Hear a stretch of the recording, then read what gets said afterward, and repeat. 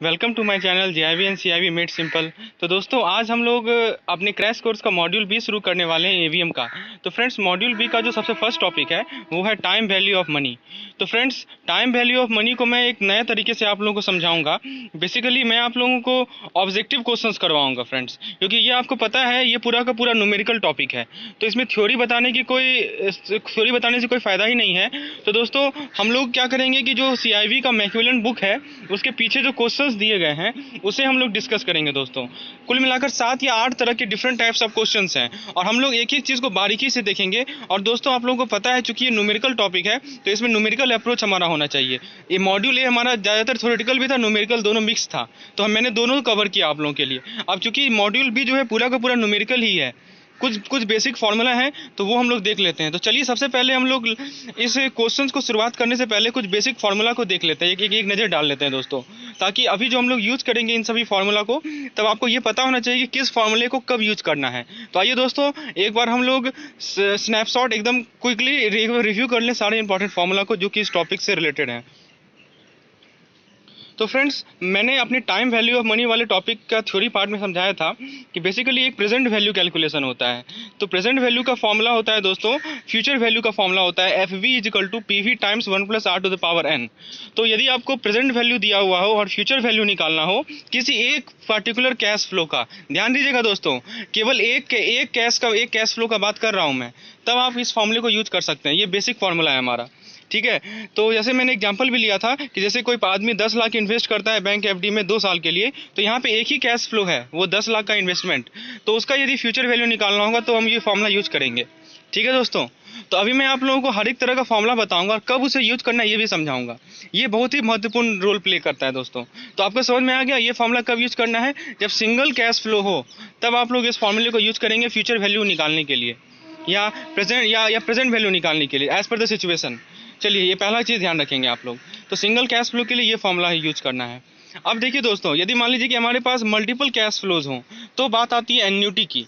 तो single cash flow वाले case में वो वाला फॉर्मूला, मल्टीपल कैश फ्लो हो तो एन्युटी की बात आती है। एन्युटी होता क्या है दोस्तों? तो जैसा कि मैंने बताया है कि कांस्टेंट कैश फ्लो यदि है रेगुलर इंटरवल पे, जैसे आरडी हुआ आपका, ईएमआई हुआ होम लोन का, ये सब हमारा एन्युटी का टाइप है। अब एन्युटी का दो पार्ट है, एक है ऑर्डिनरी एन्युटी और एक है एन्युटी ड्यू। देखिए बहुत सिंपल भाषा में समझाऊंगा मैं। ऑर्डिनरी एन्युटी का मतलब कि आप जो एन्युटी का पेमेंट कर रहे हैं, जो कैश फ्लो है वो पीरियड के अंत में है दोस्तों। और एन्युटी ड्यू का मतलब है कि पीरियड के शुरू में। जैसे मान लीजिए आप जो है आरडी खुलवाए हैं, हर एक महीना आप पेमेंट जो है आरडी का कर रहे हैं, तो यदि पेमेंट आप 1 तारीख को कर देते हैं तो वो आपका एन्युटी ड्यू हो गया। और यदि पेमेंट आप लास्ट 31 को करते हैं या 30 को करते हैं तो आपका वो ऑर्डिनरी एन्युटी हो गया। तो बाय डिफ़ॉल्ट यदि क्वेश्चन में कुछ नहीं लिखा हुआ हो तो आप उसे मान के चलेंगे ऑर्डिनरी एन्युटी, ठीक है दोस्तों। अब देखिए कुछ बेसिक फार्मूला है दोस्तों, जिस फार्मूले को हम लोग यूज करेंगे इस ऑर्डिनरी एन्युटी और एन्युटी ड्यू को कैलकुलेट करने के लिए। तो देखिए दो चीज़ है, एक है प्रेजेंट वैल्यू, एक है फ्यूचर वैल्यू, और एक है ऑर्डिनरी एन्युटी और एक है एन्युटी ड्यू। तो यदि इन सभी को मिला दिया जाए तो कुल मिलाकर 4 फार्मूला बनते हैं दोस्तों। तो अब मैं आप लोगों को याद करने का तरीका भी समझा देता हूँ कैसे आप लोग इसे याद रखेंगे। और बेसिकली ये जो मैं सामने आपको दिख रहा है ये बेसिकली डेरिवेशन है, ठीक है दोस्तों। ये डेरिवेशन है प्रेजेंट वैल्यू का। तो अभी मैं इसे डिराइव करने वाला नहीं हूँ। आपको यदि ये डेरिवेशन जानना है तो आप लोग प्लेलिस्ट में जाइए और एवीएम का जो मैंने टाइम वैल्यू ऑफ मनी का जो थ्योरेटिकल सेशन है उसमें मैंने डेरिवेशन अच्छे तरीके से समझाया है दोस्तों। तो अभी फिलहाल हम लोग फॉर्मूले को देखेंगे। तो देखिए दोस्तों, आपको कुछ फॉर्मूले याद रखने हैं और मैं आप लोगों को बताता हूँ कौन कौन फॉर्मूले आपको याद रखने हैं और बाकी कौन फार्मूला आप लोग आसानी से डिराइव कर पाएंगे दोस्तों। तो देखिए पहले बात करते हैं हम लोग ऑर्डिनरी ड्यू की। तो ऑर्डिनरी ड्यू का केस है यदि दोस्तों, तो आप लोगों को ऑर्डिनरी ड्यू में सबसे पहले बात करते हैं फ्यूचर वैल्यू। तो ऑर्डिनरी एन्युटी ड्यू यदि केस हो और उसका फ्यूचर वैल्यू निकालना हो तो उसका फॉर्मूला आप लोग याद रखेंगे F V is equal to future value is equal to P times 1+r⁴n-1 ये फार्मूला आप लोग याद रखेंगे दोस्तों, ठीक है। ये काफ़ी आसान है याद रखना। अब देखिए ऑर्डिनरी एन्युटी का फॉर्मूला आपको याद हो गया, आपको एन्युटी ड्यू का फॉर्मूला यदि यूज करना है तो देखिए कितना आसान है। तो उसमें बस क्या करना है 1+r से मल्टीप्लाई कर देना है दोस्तों। देखिए सिंपल सी बात है, क्या करना है आपको 1+r से मल्टीप्लाई कर देना है तो आपको एन्युटी ड्यू मिल जाएगा, ठीक है दोस्तों। चलिए उम्मीद है ये दोनों फार्मूला आपके दिमाग में बैठ गया होगा।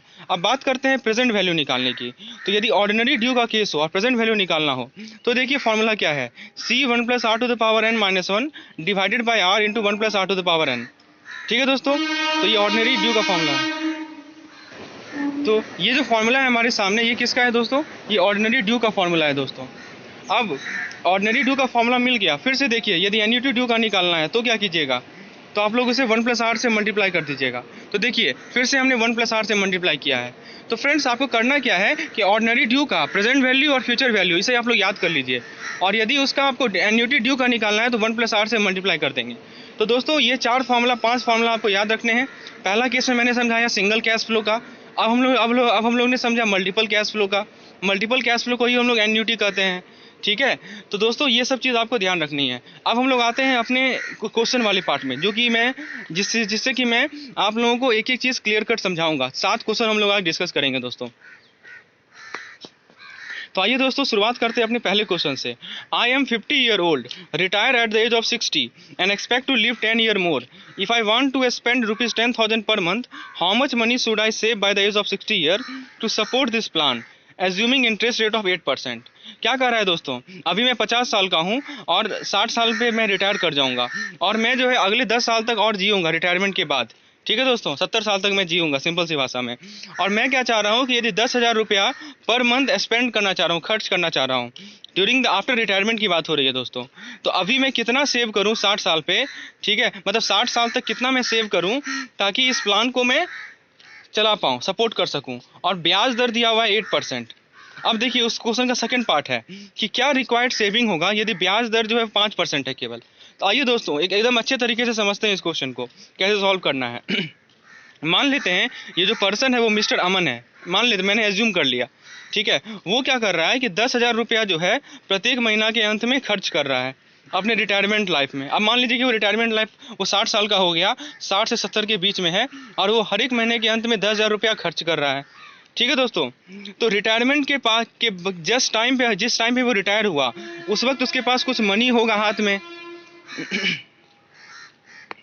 तो दोस्तों रिटायरमेंट के समय उस वक्त उसके पास कुछ पैसा होगा हाथ में, तभी तो वो 10,000 रुपया हर एक महीना स्पेंड कर पा रहा है। तो हमें उस पैसा का वैल्यू निकालना है दोस्तों। तो देखिए दोस्तों हमारे पास एक कैश फ्लो है, एक एन्युटी टाइप का ही तो है। एन्युटी टाइप क्या है, 10,000 रुपया खर्च होना हर एक महीना के अंत में, और उसका हमें प्रेजेंट वैल्यू निकालना है। उस कैश फ्लो का हमें प्रेजेंट वैल्यू निकालना है, और प्रेजेंट वैल्यू हमें क्या दे देगा, प्रेजेंट वैल्यू हमें ये बताएगा कि 60 साल के एज में मेरे पास कितना पैसा था जिसका मैं जिसका मैं अब उठा रहा हूँ हर एक महीना 10,000। तो दोस्तों आइए अब हम लोग को प्रेजेंट वैल्यू निकालना है इस कैश फ्लो का। तो क्वेश्चन को पढ़ के आपको ये समझ में आना चाहिए कि हमें प्रेजेंट वैल्यू निकालना है या फ्यूचर वैल्यू निकालना है, और एन्युटी तो है ही दोस्तों। और फ्रेंड्स तो रेट कितना है, 8% है। और मैं क्या कर रहा हूँ, मैंने ये मान लिया है कि वो महीने के अंत में उस पैसे को जो है, ठीक है। तो फ्रेंड्स आप ऐसे समझिए हर एक महीने की शुरुआत में वो पैसा को यूज कर लेता है। तो एन्युटी ड्यू का फॉर्मूला हम लोग अप्लाई करेंगे, present value of annuity due. तो अभी मैंने समझाया था आप लोगों को फॉर्मूला याद रखना, C1+r⁻n-1 divided by r into 1+r⁻n multiply by 1+r, ठीक है दोस्तों। तो यहाँ पे C क्या है, तो C है हमारा कैश फ्लो। तो बताइए दोस्तों कैश फ्लो का वैल्यू कितना है, तो कैश फ्लो का वैल्यू है 10,000। R कितना है दोस्तों, R है रेट यानी कि 8%, 0.08 पर एनम दिया हुआ है। तो पर एनम दिया हुआ है तो हम लोग 0.08 लेंगे। N कितना है, तो 10 साल तक है दोस्तों, क्योंकि साफ साफ लिखा हुआ है कि मैं 10 साल के लिए अपना रिटायरमेंट 10,000 रुपया 10 साल के लिए है, इसलिए N का वैल्यू जो है वो 10 होगा। और बाकी आप लोग पुट करेंगे तो आपको आंसर मिलेगा 8,29,709 रुपीज़। मतलब इतना पैसा मैं यदि रिटायरमेंट के टाइम रखूँगा, तो रिटायरमेंट यानी कि 60 साल पे मैं यदि इतना पैसा रखूँगा तो अगले 10 साल तक मैं 10-10 हज़ार रुपया इन्वेस्ट मतलब सेव ये कर सकता हूँ, खर्च कर सकता हूँ, ठीक है। अब देखिए उस क्वेश्चन का सेकंड पार्ट था कि आप पहले केस में था 8% रेट ऑफ इंटरेस्ट, अब वही 8% बदल के हो गया 5%, ठीक है दोस्तों। तो यदि 8% से 5% हो गया तो बताइए कितना सेविंग करना होगा। तो दोस्तों फिर से वही करना है आपको क्या करना है, प्रेजेंट वैल्यू निकालना है। कैश फ्लो में बस अंतर इतना सा होगा कि सी भी हमारा 10,000 ही रहेगा, बस रेट ऑफ इंटरेस्ट को आप लोग 0.08 की जगह 0.05 पुट करेंगे, और आपका पता है आपको आंसर मिलेगा 9,46,741। ऑब्वियसली ज़्यादा होना चाहिए क्योंकि ब्याज दर घट गया दोस्तों, तो ब्याज दर घटेगा तो हमें ज़्यादा सेव करना पड़ेगा दोस्तों। तो देख सकते हैं इन दोनों का आंसर। उम्मीद है आपके दिमाग में कंसेप्ट बिल्कुल क्लियर हो गया होगा कि किस केस में हम लोग प्रेजेंट वैल्यू निकालते हैं और किस केस में हम लोग फ्यूचर वैल्यू निकालते हैं। आइए दूसरा क्वेश्चन को देखते हैं। How long will it take to grow from ₹500 to ₹2,000 if interest rate is 4%। तो यदि ब्याज दर 4% है तो कितना समय लगेगा 500 रुपया से 2000 रुपया होने में। तो देखिए दोस्तों, ये चूंकि यहाँ सिंगल कैश फ्लो का बात हो रहा है, यहाँ एन्युटी की बात ही नहीं है, तो हम लोग सिंगल कैश फ्लो वाला फॉर्मूला यूज़ करेंगे। क्या था फॉर्मूला, याद कीजिए, F B is equal to P V times 1 + r to the power n। ठीक है दोस्तों, तो यहाँ एफ बी कितना है 2000, पी वी कितना है 500, आर कितना है 4%, एन हमें निकालना है। तो दोस्तों लॉग लीजिए, दोनों तरफ लॉग लीजिएगा तो एन का वैल्यू आपको मिलेगा 35.3 ईयर्स। दोस्तों आप लोग अपने बेसिक क्लासों में लॉग का एप्लीकेशन समझे होंगे, तो मैं उम्मीद करता हूँ आप ये समझ रहे होंगे कि लॉग कैसे लिया जाता है, और लॉग के एप्लीकेशन से आप लोग एन का वैल्यू निकाल लेंगे 35.3 ईयर्स। तो दोस्तों आप देख सकते हैं कि जब 4% ब्याज दर था तो 35 साल लगेगा 500 रुपया को 2000 होने में। अच्छा, मान लीजिए ब्याज दर जो है वो 10% हो गया तो क्या होगा, तो वही एन का वैल्यू घट के 14 साल हो जाएगा। और यदि ब्याज दर 12% हो गया तो एन का वैल्यू 12 साल हो जाएगा दोस्तों। तो ये था हमारा क्वेश्चन नंबर 2। आइए क्वेश्चन नंबर 3 को देखते हैं। What is effective interest rate. अब देखिए हमें इफेक्टिव इंटरेस्ट रेट निकालना है दोस्तों। पहला केस दिया हुआ है कि 12% कंपाउंडेड मंथली। ठीक है दोस्तों, तो पहले फॉर्मूला देखते हैं इफेक्टिव इंटरेस्ट रेट का। फॉर्मूला आप लोग याद रखेंगे 1 + i/n to the power n - 1। 1 + i/n whole to the power n - 1। यहाँ पे i क्या है, तो i है इंटरेस्ट रेट, n क्या है नंबर ऑफ कंपाउंडिंग पीरियड। ठीक है दोस्तों, ये आपको ध्यान रखना है। तो आइए जरा देखते हैं, इस क्वेश्चन को सॉल्व करते हैं। तो क्या लिखा हुआ है 12% कंपाउंडेड मंथली। तो बताइए i की जगह क्या लिखेंगे दोस्तों, 12% लिखेंगे, लेकिन 12 को 12 से डिवाइड करना पड़ेगा, क्योंकि हम लोग i जो लेते हैं दोस्तों वो मैं क्या करता हूँ, वो मैं कंपाउंडेड ईयरली लेता हूँ। ठीक है, तो यहाँ पे फॉर्मूला को यदि यूज किया जाए तो बताइए यहाँ पे हमें 1 + 12 तो n का वैल्यू कितना हो गया, नंबर ऑफ कंपाउंडिंग पीरियड्स। तो एक साल में 12 महीना होता है, और कितना कंपाउंडिंग पीरियड है, तो 12 कंपाउंडिंग पीरियड है, तो n का वैल्यू हमारा हो जाएगा 12। ठीक है दोस्तों, 12% divided by 12 whole to the power 12 - 1। इसे सिंप्लीफाई यदि आप कीजिएगा तो आपको मिलेगा 1.01 होल टू द पावर 12 - 1, जिसका वैल्यू आपको मिलेगा 12.68%। बी में पूछा गया है 8% कंपाउंडेड एवरी 4 मंथ। तो देखिए यहाँ पे एवरी 4th मंथ दिया हुआ है, तो बताइए नंबर ऑफ कंपाउंडिंग पीरियड कितना होगा, 3 हो जाएगा, क्योंकि 12 साल होता है, सॉरी 12 महीना होता है एक साल में, और कंपाउंडिंग पीरियड है हमारा 4 मंथ। तो फ्रेंड्स n का वैल्यू हो जाएगा हमारा 3। ठीक है दोस्तों, तो n है हमारा 3। अब बताइए इंटरेस्ट रेट कितना है, i का वैल्यू है हमारा 8%। ठीक है दोस्तों, 8% हमें क्वेश्चन में ये दिया हुआ है। तो फ्रेंड्स i का वैल्यू हमें दिया हुआ है 8% है, 8% कंपाउंडेड, और हमें EAR निकालना है, इफेक्टिव एनुअल रेट निकालना है। तो फ्रेंड्स फॉर्मूला क्या था, 1 + r/n whole to the power n - 1। तो 1 + 8/3 होल टू द पावर 3 - 1। तो इसे सिंप्लीफाई करेंगे तो हमें वैल्यू मिलेगा 8.19%। ठीक है दोस्तों, तो हमारा इफेक्टिव एनुअल रेट मिल जाएगा 8.19%। आप लोग कैलकुलेट करके देखिए, यही आंसर आएगा। चलिए आगे बढ़ते हैं हम लोग क्वेश्चन नंबर 4 में। If I invest ₹5,000 to purchase an item to sell it at ₹10,000 after 8 years, तो क्या कर रहा हूँ मैं अभी 5,000 का कोई सामान खरीद रहा हूँ, ठीक है, और मैं उसे 8 साल बाद 10,000 में बेचूंगा। ठीक है, ये पहला केस है। अब देखिए ब्याज दर 5% हो गया, तो कौन सा गुड डील है, पहला वाला गुड डील है कि 8,000 की 5,000 का सामान 10,000 में बेचूं, या 5% ब्याज दर पे इन्वेस्ट करना गुड डील है, या और एक तीसरा केस भी है, क्या होगा मान लो कि ब्याज दर 12% हो। तो देखिए दोस्तों यहाँ पे 3 सिनेरियो है। पहला सिनेरियो क्या है कि ₹5,000 जो है डबल हो जा रहा है 10,000 में आफ्टर 8 ईयर्स। ठीक है दोस्तों, तो आइए ये पहला केस हुआ। दूसरा केस में क्या है कि हम 5,000 ही इन्वेस्ट कर रहे हैं, लेकिन हमारा ब्याज दर जो है वो 5% है। ठीक है, तो अब बताइए दोस्तों इस 5,000 रुपये का 5% ब्याज दर के रेट पे फ्यूचर वैल्यू आप लोग निकाल सकते हैं 8 साल के बाद। फॉर्मूला तो हमें पता है, सिंगल कैश फ्लो है, तो F B is equal to in P V times 1 + r to the power n। तो पी वी कितना है 5,000 है, r कितना है तो 0.05 है, और n कितना है दोस्तों, n है हमारा 8। तो इसे सिंप्लीफाई करेंगे तो हमें मिलेगा 7,387। तो दोस्तों पहले केस में जो फ्यूचर वैल्यू हमें मिला 5,000 का 5% ब्याज दर पे, वो मिला 7,387 रुपया। अब देखिए दोस्तों तीसरा केस में थर्ड सिनेरियो में क्या था, थर्ड सिनेरियो में हमारा जो ब्याज दर था वो 12% था। तो 12% के रेट पे आप फ्यूचर वैल्यू निकालिए, कैसे निकालिएगा। तो दोस्तों आपके पास पैसा कितना, आपके पास 5,000 रुपया है, और 12% के दर पे आप लोग यदि इसका फ्यूचर वैल्यू निकालेंगे तो फॉर्मूला वही यूज करना है। ठीक है, और 8 साल के बाद तो आपका वैल्यू मिलेगा 12,389। ₹12,379। तो आप देख सकते हैं, आप कंपेयर कीजिए, पहले केस में फ्यूचर वैल्यू कितना है 10,000, दूसरे केस में फ्यूचर वैल्यू कितना है 7,387, और तीसरे केस में फ्यूचर वैल्यू है हमारा 12,389। तो कौन सा सबसे ज़्यादा है दोस्तों? सबसे ज़्यादा है हमारा थर्ड वाला। ठीक है, तो ये जो 12% ब्याज दर वाला ऑप्शन है वो फेवरेबल है और वो गुड है दोस्तों। इसलिए आपको इसका कंसेप्ट क्लियर हो गया होगा क्वेश्चन नंबर 4 का। तो फ्रेंड्स देख सकते हैं, जब भी सिंगल कैश फ्लो आएगा तो हम लोग ये फॉर्मूला यूज करेंगे, और जब भी एन्युटी का क्वेश्चन आएगा तो हम लोग वो चारों फॉर्मूला में से कोई एक फॉर्मूला को यूज करेंगे। आइए अगला क्वेश्चन देखते हैं, question number 5। How much should be deposited at the beginning of each year for 10 years in order to provide a sum of ₹5 lakh at the end of 10 year. क्या मतलब है कि मुझे मान लीजिए अगले 5 साल के बाद 5 लाख रुपए की आवश्यकता है, सॉरी 10 साल के बाद, 10 साल के बाद 5 लाख रुपए की आवश्यकता है मान लीजिए, तो मैं कितना हर एक साल के बिगिनिंग में डिपॉजिट करूंगा कि 10 साल बाद मुझे 5 लाख मिल जाए। तो देखिए दोस्तों, यहाँ पे ब्याज दर नहीं लिखा हुआ है, तो मान लीजिए ब्याज दर है 10%। ठीक है, तो देखिए कुछ लिखा नहीं हुआ था तो मैंने मान लिया एग्जाम्पल के रूप में ब्याज दर है 10%। ठीक है, तो ब्याज दर यदि 10% है, आप पहले ये बताइए कि ये क्वेश्चन एन्युटी का है या सिंगल कैश फ्लो का है।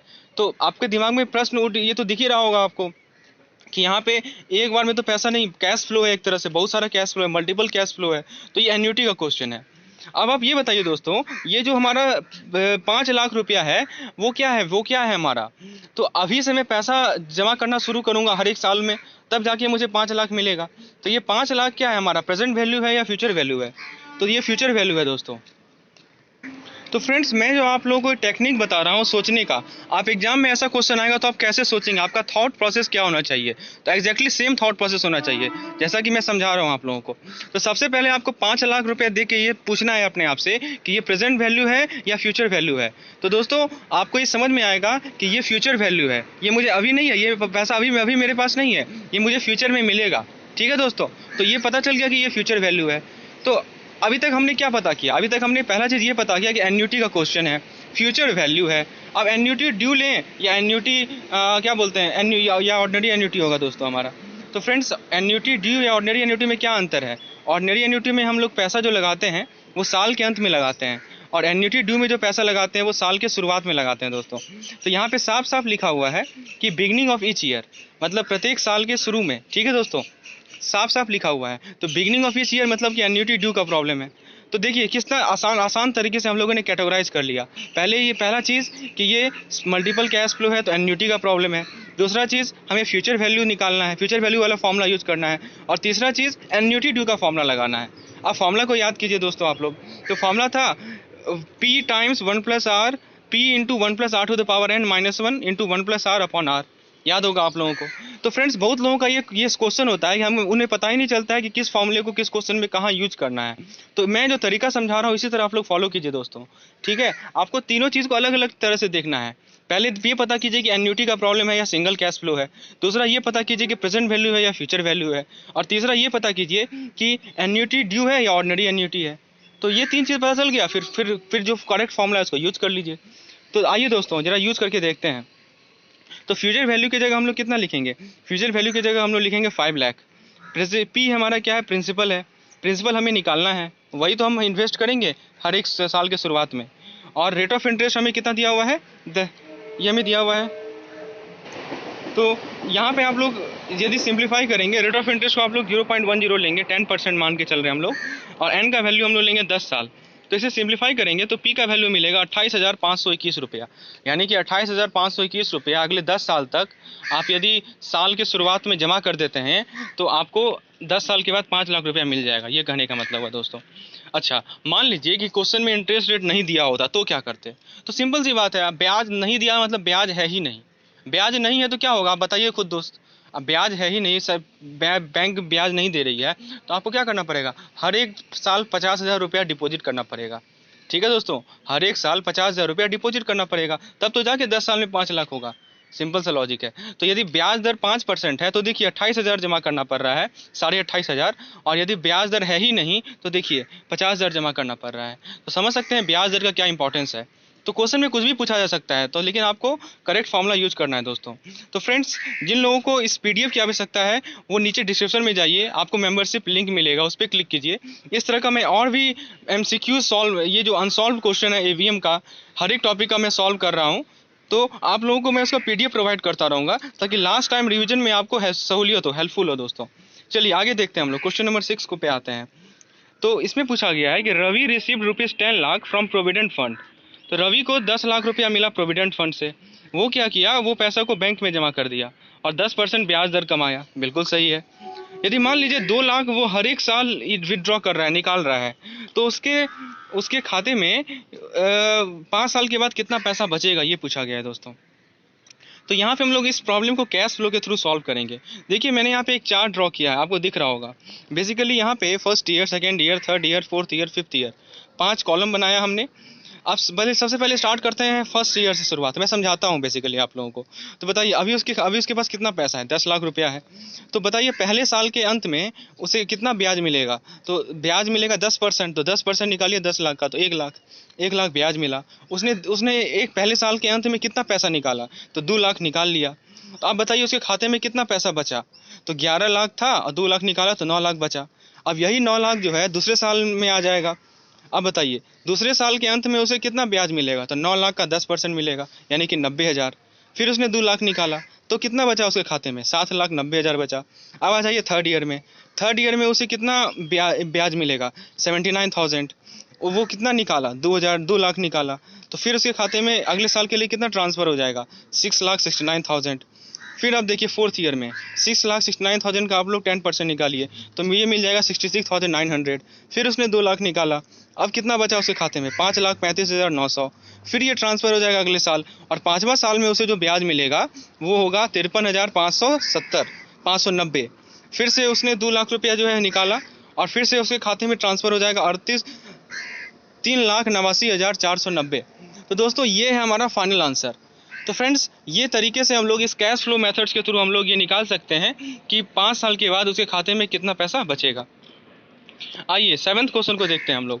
7th क्वेश्चन में पूछा गया है Ram is saving to buy a car after 5 year. Ram क्या कर रहा है कि पैसा बचा रहा है ताकि वो 5 साल के बाद कार खरीद सके।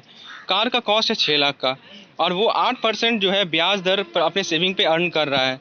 तो वो चाह रहा है कि हर एक साल हम इक्वल अमाउंट को इन्वेस्ट करें। तो बताइए उसे कितना पैसा रखना पड़ेगा पहले 5 साल तक ताकि वो अपने इस कार को खरीद पाए। तो दोस्तों फिर से वही बात, अब हम लोग समझते हैं एक एक चीज़ को। अब मैंने आप लोगों को क्या बताया था, आप लोग कैसे, आपका थॉट प्रोसेस कैसा होना चाहिए, सिंगल कैश फ्लो है या मल्टीपल कैश फ्लो है। तो आपका आंसर आएगा मल्टीपल कैश फ्लो है, यानी कि एन्युटी का प्रॉब्लम है। दूसरा चीज़ फ्यूचर, ये जो 6 लाख है वो फ्यूचर वैल्यू है या प्रेजेंट वैल्यू है। तो ये फ्यूचर वैल्यू है, अभी तो हमारे पास है नहीं ये पैसा, ये क्या है दोस्तों, हमारा फ्यूचर वैल्यू है। दूसरा चीज़ हो गया। तीसरा चीज़ ऑर्डिनरी एन्युटी है या एन्युटी ड्यू है। ठीक है दोस्तों, तो यदि कुछ लिखा ही नहीं हुआ है तो उसे ऑर्डिनरी एन्युटी मान के चलना है। तो आपके दिमाग में ये क्लियर हो गया कि हमें जो है एन्युटी से डील करना है, फ्यूचर वैल्यू है और ऑर्डिनरी एन्युटी है। अब आप फॉर्मूला को यूज कीजिए। फॉर्मूला क्या था, FB is equal to P times 1 + R to the power n -1 upon R। दोस्तों देखिए ये जो टॉपिक है स्कोरिंग टॉपिक है, यदि इसको आप नहीं बना के आइए ABM एग्जामिनेशन में तो आप अपना मार्क्स लूज कर रहे हैं दोस्तों। इसीलिए इस टॉपिक को स्ट्रॉन्ग रखना है। हाँ कुछ टॉपिक होंगे जहाँ पे थोड़ा सा दिक्कत आती है, तो वहाँ पे हो सकता है वहाँ पे भले ही कम मार्क्स आए, लेकिन इसमें आपको अच्छा मार्क्स लाना है दोस्तों। ठीक है, इस पर यदि केस स्टडी पूछा जाए मान लीजिए, तो आप लोग निश्चित रूप से उसे सॉल्व करके आएंगे। ठीक है दोस्तों, इसीलिए इस टॉपिक को स्ट्रॉन्ग रखिए, कंसेप्ट एकदम क्लियर रखिए। कोई भी फॉर्मूला आए, कैसा भी क्वेश्चन है, आप लोग सॉल्व कर पाएंगे उसे। और इस चैनल को फॉलो करते रहिए। ठीक है दोस्तों, तो बताइए फ्यूचर वैल्यू ऑर्डिनरी एन्युटी का फॉर्मूला हम लोगों ने लिख लिया। फ्यूचर वैल्यू कितना है, 6 लाख है। रेट ऑफ इंटरेस्ट कितना है। अब देखिए दोस्तों यहाँ पे मैं एक चीज़ समझा रहा हूँ। यहाँ पे मैं क्या कर रहा हूँ, मैं मंथली निकालना चाह रहा हूँ। मैं ये निकालना चाह रहा हूँ मंथली मैं कितना सेव करूँगा, मंथली वो राम कितना सेव करेगा, ये मैं निकालना चाह रहा हूँ। तो क्या करूँगा बताइए, रेट ऑफ इंटरेस्ट जो हमारा 8% पर ईयर है, पर एनम है, उसे मैं 12 से डिवाइड कर दूंगा। तो 12 से डिवाइड करने से काम नहीं बनेगा, हमें नंबर ऑफ ईयर्स में को भी मंथ के टर्म में कन्वर्ट करना पड़ेगा। तो बताइए कितना साल है, तो 5 साल है। 5 साल में कितने महीना होते हैं, 60 महीना होते हैं। तो इसीलिए एन को हम लोगों ने 60 लिया है और रेट ऑफ इंटरेस्ट को हमने 0.08 डिवाइडेड बाई 12 लिया है। ठीक है दोस्तों, तो आप लोग फॉर्मूले में पुट कीजिए, पी का वैल्यू आप लोग निकालिए यहाँ से। तो पी का वैल्यू मिलेगा 8,165 रुपया, यानी कि हर एक महीना में उसे 8,165 रुपया इन्वेस्ट करना होगा, तब जाके उसे 6 लाख रुपया जो है फ्यूचर उसे मिलेगा दोस्तों। तो ये आपको क्लियर हो गया होगा। 6 लाख को पाने के लिए उसे कितना मंथली सेविंग करना पड़ेगा, तो 8,165 रुपया सेविंग करना पड़ेगा। अब देखिए इसी क्वेश्चन का सेकंड पार्ट है। मान लीजिए कि ब्याज दर घट गया, ब्याज दर जो है तीसरे साल से घट गया। दूसरा साल जो है ब्याज दर वही था 10%, लेकिन अब तीसरे साल में ब्याज दर घट गया। कितना घट गया, तो 2% घट गया। ठीक है दोस्तों, तो अब लेकिन अब जो है अब क्या कहा जा रहा है कि वो अभी भी चाह रहा है कि मैं जो है 5 साल के बाद कार को खरीदूं। तो अब बताइए, लॉजिकल बात है, यदि ब्याज दर घट गया तो उसके सेविंग को बढ़ाना पड़ेगा, तभी तो वो मीट कर पाएगा। अब पूछा गया कि कितना वो सेविंग को बढ़ाए।